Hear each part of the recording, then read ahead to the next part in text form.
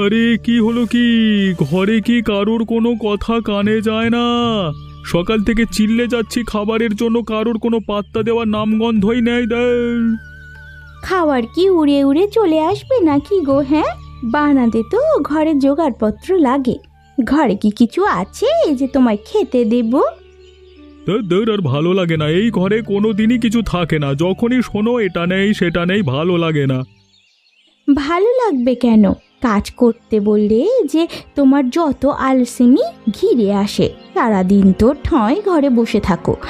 এত এত মানুষ কাজ করে টাকা উপার্জন করছে, তোমার কি আদপে কোনো কিছু দায় আছে নাকি গো? হ্যাঁ, একদম চুপ করে থাকো। আমি কিন্তু বলেছি আমি কোনো কাজ করতে যেতে পারবো না। যা আছে তাই দিয়ে সংসার চালাতে হবে। হাত পা শরীরে সব কিছুই তো সুস্থ আছে, তাহলে কাজ করতে যেতে এত অনীহা কেন তোমার? আমি কাজ করতে যাব কি যাব না সেটা আমার ব্যাপার, তুমি বলবার কে? আমি কিছুই আর বলতে চাই না, কিন্তু সংসারে যে হাল, তাতে আর কাল থেকে হাঁড়িতে ভাত উঠবে কিনা সন্দেহ। কতগুলো দোকানে ধার পড়ে আছে, সে খেয়াল আছে? চুপচাপ তো বাড়িতে বসে থাকো আর দুবেলা বসে বসে খাও। পাড়াতে যে বেরোনো যাচ্ছে না, সে খেয়াল রেখেছো? কেন বেরোনো যাবে না কেন? আরে আমি কি কারোর ঘরে চুরি করেছি নাকি? তুমি চুরি করনি, কিন্তু আজ যে এর বাড়ি থেকে চাল, ও বাড়ি থেকে ডাল, ওই বাড়ি থেকে মশলা, ওই বাড়ি থেকে মাছ মাংস, এগুলো ধার করে কিনে খাওয়া হয়েছে, সেই ধারের টাকাগুলো কে দেবে শুনি? হ্যাঁ, কে দেবে? আমি কি কাউকে ধার করতে বলেছিলাম নাকি? পাল্টিবাজ কথাবার্তা বলবে না। তুমি জোর করে ধার করে আনতে বলেছিলে সময় মতো টাকা দিয়ে ধার শোধ করে দেবে। আজ প্রায় 5 মাস হয়ে গেল, এখনো কারোর ধার শোধ করাই হয়নি। এই কারণেই তো কেউ এখন আর ধার দিতেও চায় না। যা তো এখান থেকে সকালবেলা। কানের কাছে মেলা কথা বলিস না। খিদেতে পেট জ্বলছে, খাওয়া দাওয়ার নামগন্ধ নেই, বক্তৃতা শোনাচ্ছে। আমার বাপ তোমার সাথে আমার কেন বিয়ে দিয়েছিল তা আমি জানি না। নিজের তো কোনো উপার্জন করে না, বসে বসে খায়, আবার বড় বড় কথা বলে। ছেলেটা যে দিন দিন বড় হচ্ছে সেই দিকে খেয়ালও নেই। আমার ছেলে আমি বুঝে নেব, তোকে এত চিন্তা করতে হবে না। যা বুঝেছো সেটা তো আমি সেটা সেটা বুঝতেই পারছি আর দেখতেও পাচ্ছি। যত সব সকাল সকাল মেজাজটাই খারাপ করে দিল। এ মা, এসব কি রান্না করেছো মা? এগুলো মানুষ খেতে পারে? কেন বাবা, এসব খেয়েই তো তুই ছোটবেলা থেকে বড় হয়েছিস। এই সব শাক পাতা তুই খেতে কত ভালোবাসিস। এই ছোটবেলায় খেয়েছি বলে যে এখন খেতে হবে এরকম কি কোনো কথা আছে নাকি মা?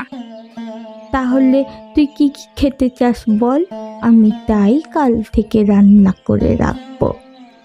মোটামুটি 7-8 পদ রান্না না করলে আমি আর কাল থেকে ভাত খাবো না। আমি বুড়ো মানুষ, এত কি আর তোকে এখন রান্না করে খাওয়াতে পারি বল? শুধু তোর জন্য নয়, দোকানের সব কর্মচারীর জন্যও আমাকে রান্না করতে হয়। রান্না করতে করতে একা হাতে কি আর এত কিছু করা যায় তুই বল বল?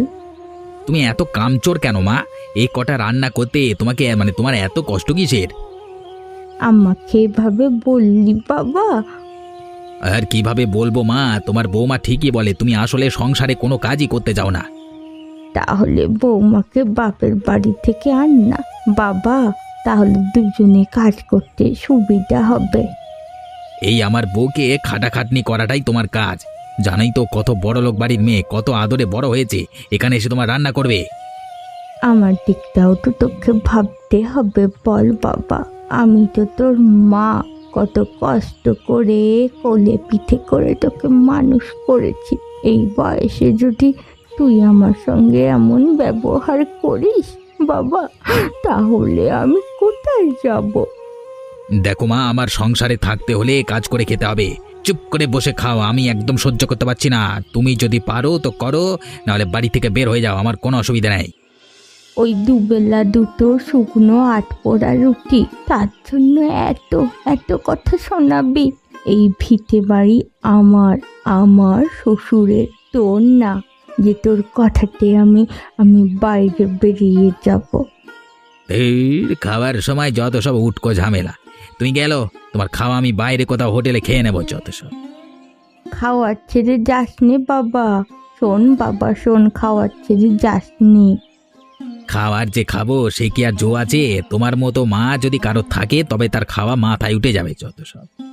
আজ মায়ের প্রতি অন্যায় করছিস, মায়ের প্রতি যে পাপ কাজ করছিস সেটা বুঝতে পারছিস না।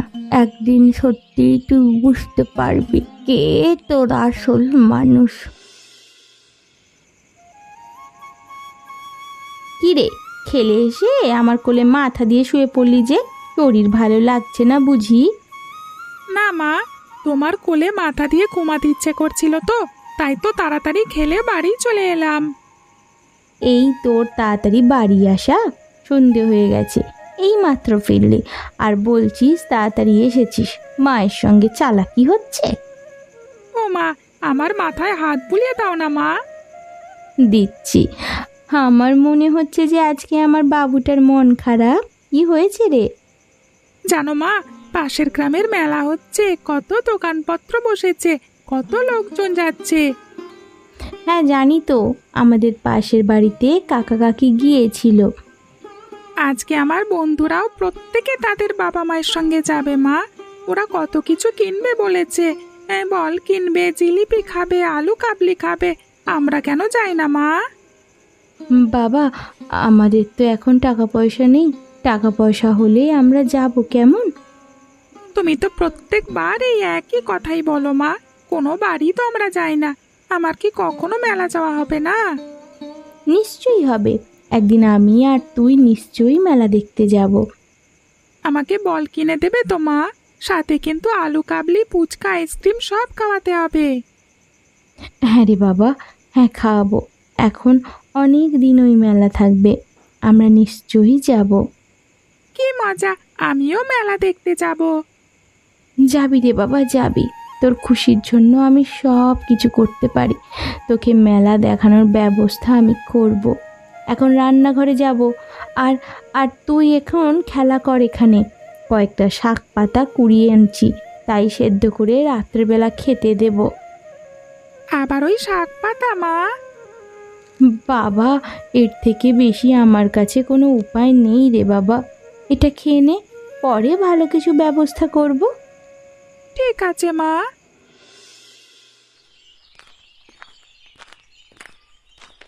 কি ব্যাপার বন্ধু, সাত সকালে হনহনিয়ে কোথায় যাচ্ছিস? কোথায় আর যাব? এই জীবনে কি আর শান্তি আছে? সে কি রে, এত সুন্দর বউ আছে, এত ফুটফুটে একটা ছেলে আছে, জীবনে আবার কিসের অশান্তি তোর? অশান্তি যত হয়েছে ওই বউ আর বাচ্চাকে নিয়ে। কেন কেন, ওরা আবার তোর কি করলো? কি আর করেনি বলতো? সারাক্ষণ কানের মাথা খেয়ে যাচ্ছে, উপার্জন করো উপার্জন করো। আমি কোথা থেকে উপার্জন করে নিয়ে যাব? আমারও তো কাজ বাজ করতে ভালো লাগে না। বুঝলাম, তা তুই চাষটা কি? আমি চাই ঝাড়া হাত পা হয়ে জীবন কাটাতে। আমার এই বউ বাচ্চা না থাকলেও চলবে, নিজের মতো করে বাঁচতে চাই। তার জন্য লাগবে আমার অনেক অনেক টাকা, কিন্তু বিনা পরিশ্রমে। বুঝলাম, আমি যদি তোকে টাকা দিই তুই নিবি? হ্যাঁ, নেব না কেন? কিন্তু তুই কি আর আমায় এমনি এমনি টাকা দিবি? না না, এমনি এমনি কেন দেব, বদলে আমার কিছু চাই। কি চাই বল? তোদের বাড়িটা আমার নামে লিখে দিতে হবে, তাহলেই আমি তোকে 5 লাখ টাকা দেবো। এ দিয়ে দিব্যি তোর বাকি জীবনটা কাটিয়ে দিতে পারবি। তুই কি রাজি? 100 বার রাজি। আজকে সন্ধ্যাতেই তোর বাড়ি যাব, সব কাগজপত্র নিয়ে সই করে দেব। টাকাটা তৈরি রাখিস। ওই টাকা নিয়ে আমি শহরে চলে যাব, কাউকে কিছু জানানোর প্রয়োজন নেই। বেশ, তাই হবে। হ্যাঁ বৌদি, বাড়ি আছো? তাড়াতাড়ি বাইরে এসো, কথা আছে। ও বিমল ঠাকুরপো, তুমি এসেছো? ভেতরে এসো। কিন্তু তোমার বন্ধু বাড়িতে নেই। আমি জানি বৌদি, ও বাড়িতে নেই, কারণ ওই বাড়িটাই তো আর তোমাদের নেই। তুমি কি বলছো? এসব বাড়ি আমাদের নেই মানে? আমাদের বাড়ি তো আমাদেরই তো আছে নাকি? বৌদি, কালকে আমার কাছে তোমাদের বাড়ি বন্ধ করে দিয়ে 5 লাখ টাকা নিয়ে শহরে পালিয়েছে ভূপেন। এই বাড়ির উপর এখন সম্পূর্ণ অধিকার আমার। ও করতে পারলো এমনটা? কালকে বললো কাজে যাচ্ছে, সরল মনে বিশ্বাস করেছিলাম, কিন্তু এ কি হলো? আমার যে কপাল পুড়ল। এই ছোট্ট ছেলেটাকে নিয়ে আমি কোথায় যাব বলো তো? আমার সামনে ওসব নিয়ে কান্না করলে কোনো লাভ হবে না বৌদি। তাড়াতাড়ি নিজের মালপত্র নিয়ে বাড়ি থেকে বেরিয়ে যাও, ঠিক আছে? আমি কিন্তু 1 ঘন্টার মধ্যে বাড়ি ফাঁকা চাই। তোমরা যদি 1 ঘন্টার মধ্যে বাড়ি ফাঁকা না করো তাহলে আমি কিন্তু ব্যবস্থা নেব। তুমি চিন্তা করো না, আমরা বাড়ি ফাঁকা করে দেব। আমাদের একটু সময় দাও, সময় দাও। এই তো পথে এসেছো, যাও যাও যাও যাও, তাড়াতাড়ি করো, একটু পর আসছি আমি। হ্যাঁ, ওপরওয়ালা, এ কেমন খেলা খেলছো আমাদের সাথে? আমরা কোথায় যাব, কি করব? তুমি তুমি পথ দেখাও। কি গো কাকি, কেমন আছো? আমাকে চিনতে পারছো? চিনতে পারবো না রে, কেন রে মুখ পড়া? তুই আমাদের পাড়ার নিতিনের ছেলে না? বড় হয়ে গেছিস তাই বলে কি চিনতে পারবো না নাকি? তাহলে চিনতে পেরেছো দেখছি। ছোটবেলা থেকে কত ফল চুরি করে খেয়েছি, মনে আছে? মনে থাকবে না? তোকে দেখতে পেলেই লাঠি দিয়ে তাড়া করতাম, সরলা এসে ঠিক তোকে বাঁচিয়ে দিত। দিদি আমাকে খুব ভালোবাসতো, ঠিক নিজের ভাইয়ের মতো। এখন কেমন আছে? বিয়ে হয়ে গেছে শুনছিলাম। অনেক দিন হলো তার বিয়ে হয়ে গেছে। তুই তো সেই যা বিদেশ গেলি, তারপর আর ফিরলি না। তার বিয়েতেও দেখতে পেলি না, তাই তোর সরলা দিদির ফুটফুটে ছেলেও আছে। তাই নাকি? তাহলে তো আমি মামা হয়ে গেলাম গো। হ্যাঁ, ওরা আসে না এদিকে? আসলে কি বলতো, প্রত্যেকেরই তো সংসার আছে, কাজ আছে, তাই তেমন আসতে পারে না, বুঝলি? সবই বুঝলাম, কিন্তু তোমার হাতের রান্নাগুলো এখনো খুব মনে পড়ে। ওই যে কত রকম শাক পাতা বাটা করতে তুমি, এক থালা ভাত নিয়ে নিমেষে শেষ হয়ে যেত। তোর ভালো লাগে ওই খাবারগুলো? ভালো লাগবে না মানে? ওর যা স্বাদ না, আমাকে একদিন করে খাইও কিন্তু। বেশ বেশ, খাওয়াবো খন। আমি এখন আসি গো দাদি। আমি তো তোমাদের শহরে এখানে আর নতুন অফিসের ম্যানেজারের পদে যোগদান করেছি। দেরি হয়ে যাচ্ছে, যেতে হবে আমাকে। কি ব্যাপার দিদি, এই দুপুরবেলা তুমি হাজির যে এখানে? সর্বনাশ হয়েছে রে ভাই, তোর জামাইবাবু বাড়িঘর সব বিক্রি করে শহরে পালিয়েছে। আমাদের ওখান থেকে তাড়িয়ে দিয়েছে রে ভাই, আমাদের ওখান থেকে তাড়িয়ে দিয়েছে। এখানে কি মনে করে? এই বিপদের সময় তোদের কাছে আসবো না তো কোথায় যাব? তোদের কাছে ঠাঁই পাওয়ার আশায় এসেছি ভাই। তুই আজ থেকে এখানে থাকবি নাকি? আমার বাবার বাড়ি, আমি এখানে থাকতেই পারি, সেই অধিকার তো আমার আছে। এই রে কলা, বাবা তোকে বিয়ে দিয়ে বিদায় করেছে, আর কোনো অধিকার দেখাতে আসিস না। একদিন ঘুরে যাবি ঠিক আছে, কিন্তু সারা জীবনের মতো তোর আর তোর ছেলের দায়িত্ব আমি নিতে পারবো না। এ কি বলছিস ভাই? তুইও তাহলে? আমি এখন কোথায় যাব, কোথায় যাব আমি? সে আমি কি করে বলবো বল? তুই কোথায় যাবি, কি করবি, সেটা তোর ব্যাপার, আমাকে এর মধ্যে টানিস না। মায়ের সাথে কথা বলতে চাই। মা কোথায়? মাকে দেখতে পাচ্ছি না যে। মায়ের সাথে কথা বলবার কোনো দরকার নেই। আমি যা বলবো মা সেটাই মেনে নেবে। মা নিজেই আমার উপর নির্ভর করে, তোর দায়িত্ব নেবে কি করে রে? ওই ওই তোমার মাকে জিজ্ঞাসা করে আসি, আমাকে এখানে থাকতে দিতে চায় কি না, একটিবার জিজ্ঞাসা করে আসি। তোমার আদরের মেয়ে কি বরণ করে ঘরে তুলে দেবে নাকি? আমি কিন্তু এসব মানব না বলে দিচ্ছি। আমি বুঝে গেছি মা, কিছুই বলতে পারবে না। বেশ বেশ, আমি চলে যাচ্ছি। আমিও বলে দিচ্ছি, তোর এই টাকার গরম কিন্তু বেশি দিন থাকবে না। দাঁড়া মা দাঁড়া, তোর জন্য তো কিছু করতে পারলাম না মা। এই নে মা অর্ধেক রুটি, এটা আমার বরাতের জিনিস, এটার ওপর অন্য কারো অধিকার নেই। দাদুভাইকে খাইয়ে দিস মা। আজ থেকে কিছুই দিতে পারলাম না রে মা। আসছি মা। আপদ বিদে হলো, বাঁচা গেছে যত সব।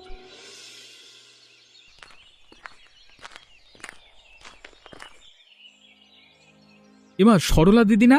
এখানে গাছতলায় বসে কি করছো? কালকেই তো দাদির সাথে কথা হলো, বাপের বাড়ি যাওনি? আর বাপের বাড়ি গিয়ে কি করব ভাই? বাপের বাড়িতে কি আর বাপের বাড়ি আছে আমার? কেন দিদি, আমাকে বলতে পারো, আমি তোমাদের ভানু গো। আমি চিনতে পেরেছি তোকে, তাই তো কথাগুলো বললাম। সত্যি সত্যি চিনতে পেরেছো? এইটি তোমার ছেলে বুঝি? ওকে নিয়েই তো আমার যত চিন্তা। একা মানুষ হলে তো যেখানে সেখানে দিন কাটাতাম। এই ছেলেকে নিয়ে আমি এখন কোথায় যাব, কি খাওয়াবো, তাই ভেবে পাচ্ছি না রে ভাই, ভেবে পাচ্ছি না। তোমার তো ভালো ঘর দেখেই বিয়ে হয়েছিল দিদি, কি এমন হলো? সবাইকে তো বাইরে থেকে ভালো লাগে, ভেতরে যে কি হয় সেটাই তো আসল কথা। আমার স্বামী একজন অলস মানুষ, কোনো রকম পরিশ্রম করতে চায় না। অনেক কষ্ট করে যা হোক করে সংসার চালাচ্ছিলাম, হঠাৎ শুনি নাকি জায়গা জমি বিক্রি করে দিয়েছে সব তার বন্ধুদের কাছে, আর শহরে টাকা নিয়ে পালিয়ে গেছে। সর্বনাশা কথা। তাহলে এখন কি করবে, কিছু ভেবেছো? ভাবতে পারছি না বলেই তো এখানে বসে আছি। একটা মাথা গোজার ঠাঁই কোনো মতে জোটাতে পারলে বাঁচি। আজ এই অর্ধেক রুটির অপমান আমি শোধ করতে পারতাম, তাহলে খুশি হতাম। সত্যি মানুষের মনুষ্যত্ব হারিয়ে গেছে। নিজের ভাগ্নিকে কেউ অর্ধেক রুটি ছুঁড়ে দেয়? কি আর করব, যা আমার কপালে ছিল তাই হয়েছে। আচ্ছা দিদি, তোমাকে যদি আমি একটা দোকান খুলে দিই, করবে? কিসের দোকান ভাই? রুটি তরকারির দোকান, আমার অফিসের সামনে। সাথে শহরের একটা ঘর ফাঁকা পড়ে আছে, ওটাতেই থাকবে তোমরা। কিন্তু তোমার ভাই তোমার জন্য এটুকু করছে, আর কোনো কিন্তু না গো। বেশ, ঠিক আছে। আমার সঙ্গে আজকে রাত্রে আমাদের বাড়িতে থেকে গিয়ে কালকে সকালে আমার সঙ্গে চলে যাবে, হ্যাঁ? কি রে বাছা, অমন মুখ কালো করে বসে আছিস কেন? সর্বনাশ হয়ে গেছে মা, আমার ব্যবসা পুরো লস হয়ে গেছে। যত টাকা লাগিয়েছিলাম সব জলে চলে গেছে। এখন আর কি করা যাবে, মাথা চাপড়ানোর ছাড়া আর তো কোনো উপায় নেই। টাকা তো আর ফিরে আসবে না। চল চল, খেয়ে নিবি চল। আর খাওয়া, আমার কলা দিয়ে খাওয়া নামবে না, কারণ কালকে থেকে যে কোথায় খাবো, কি দেয় শোবো, কিছু জানি নেই। কি বলছিস তুই? মানেটা কি এইসবে? ঘর ব্যবসা সবকিছু বন্ধক দিয়ে আমি টাকার লোন নিয়েছিলাম, ভেবেছিলাম ব্যবসা লাভ হলে সবকিছু শোধ করে দেব, কিন্তু এইভাবে যে পুরো টাকাটাই জলে যাবে তা ভাবতে পারিনি। বৌমাকে বলে দেখ না, বৌমার বাবার বাড়িতে তো অনেক টাকা, যদি এই বিপদের সময় পাশে দাঁড়ায়, না হয় পরে পরে শোধ করে দেব। বলেছিলাম না, কিন্তু ওরা মুখের উপর না করে দিয়েছে। বলেছে যদি আমার এই অবস্থা হয় তাহলে আমাদের সঙ্গে আর কোনো রকম আত্মীয়তা রাখবে না। এখন তুমি বলো আমি কোথায় যাব, কি করব? কালকের মধ্যে এই ঘর ফাঁকা করতে, মানে ফাঁকা করে লোকজন চলে আসবে, মহাজনের কাছে দোকানও বন্ধক দেওয়া আছে।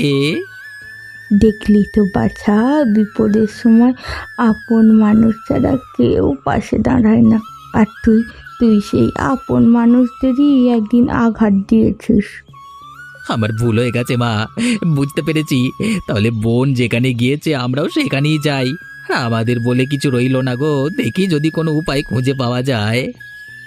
ভানুর মুখে শুনেছি ও নাকি শহরে রুটি তরি তরকারির দোকান দিয়েছে, ছেলেকে নিয়ে ওখানেই থাকে। আমরাও ওখানে যাই, চল। তাই চলো মা।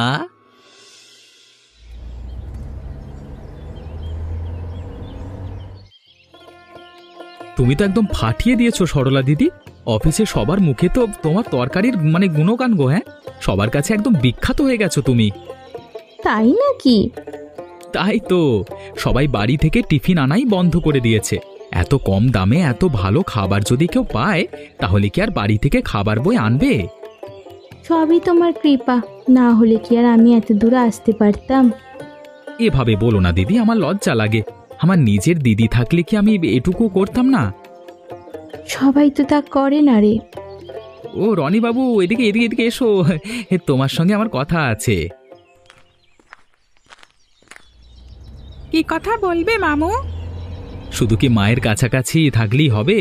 এবার যে স্কুলে ভর্তি হতে হবে, আমি তোমাকে নিয়ে স্কুলে যাব, তোমাকে ভর্তি করে দেব, কেমন? কি মজা কি মজা, আমিও স্কুলে যাব। নতুন ব্যাগ, স্কুলের জামা কিনে দেবে তো মামু? নিশ্চয়ই নিশ্চয়ই, সকাল সকাল তৈরি হয়ে নিও, আমরা যাব। হ্যাঁ, সাথে তুমিও যাবে দিদি। আমাকেও যেতে হবে নাকি? তুই ওকে নিয়ে গেলে হয় না? তা কি করে হয়, ছেলের প্রথম দিন স্কুল আর মা যাবে না? সমস্যা নেই, ওকে ছেড়ে দিয়ে এসে বরং দোকান খোলো, কোনো সমস্যা নেই। হ্যাঁ, এমনিতেই তোমার খদ্দেররা মানে অন্য কোথাও খাবে না। আচ্ছা বেশ বেশ, তা ঠিক আছে। ওকে পড়ালেখা করে অনেক বড় হতে হবে। যারা ওকে অপমান করেছে তাদের যোগ্য জবাব দিতে হবে। দিদি বাড়ির অর্ধেক রুটির ঋণ ওকে তো শোধ করতেই হবে, তাই না দিদি? তাই তো, এটাই চাই। আমি আবার অফিসে ঢুকি, লাঞ্চের সময় শেষ হয়ে গেল বোধ হয়। আচ্ছা আচ্ছা ঠিক আছে। মা, ওটা আমাদের জামাইবাবু না? তাই তো, ওটা তো ভূপেন। চল তো দেখি কাছে গিয়ে।